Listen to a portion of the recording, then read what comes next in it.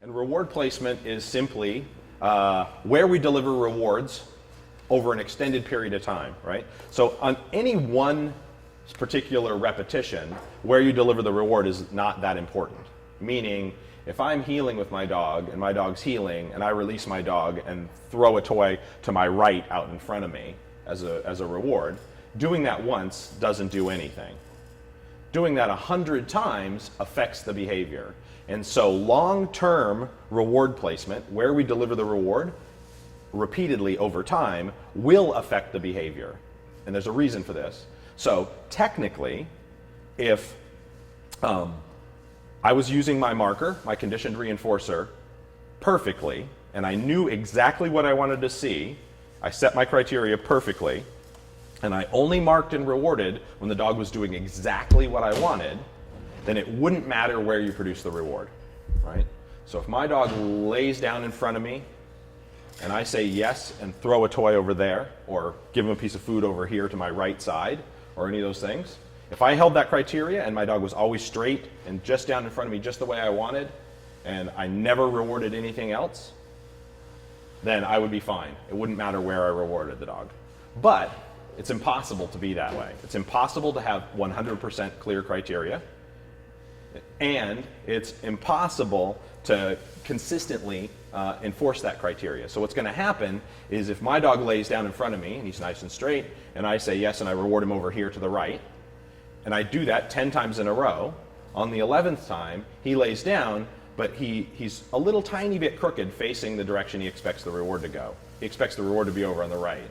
So he still looks good. He laid down in front of me, but he's a ½ inch crooked. Or he leans that way just a tiny bit.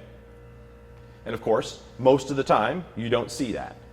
You didn't see the small adjustment he made because it's really small. And you continue.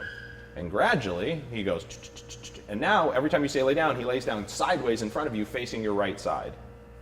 And so over time, that affected his behavior and it gradually eroded. And so if I want him laying down straight in front of me, then I need to produce the reward straight in front of him, directly in front of his face, not out to the side. If I do it any one way repeatedly, it will have a long-term effect on the behavior. And so it's the same thing in healing. If my dog is healing, and we've been talking about head position in healing, we're rewarding the dog above their head, we're luring them along with their head up, we want them to hold their head high and straight, right? And we care about their head position in healing because of what it does to the rest of their body, right? So if a dog turns its head sideways to look at you, its rear end drifts out. It's very difficult for a dog to keep its spine perfectly straight and turn its head sideways. So gradually it drifts out. Crabs, we call this, right? In competition obedience, that's faulty. So we would love for the dog to carry their head as straight as we could get them to carry it. Because the straighter it is, the easier it is for them to carry that way. And the straighter their spine is, so every time I stop, they sit straight. They don't crab as they walk. Their sits are straight. Everything is better if that dog's body is straight next to me.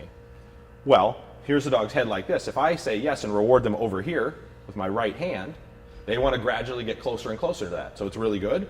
And then it goes, and a little bit, pretty soon they're touching your leg. They're really crooked, and they're looking across your body where they expect the reward to be. But it doesn't happen all at once. It happens a little bit at a time. So, to prevent that from happening, we continue to reward the dog over here for healing. And because the dog has a tendency to want to turn its head towards you, we actually overcompensate frequently and reward a little bit to the outside of their head, knowing that their nose will be this way a little bit, and I would like it straight, so instead, I reward them here, and they have to turn their head that way, and then gradually their head comes this way a touch.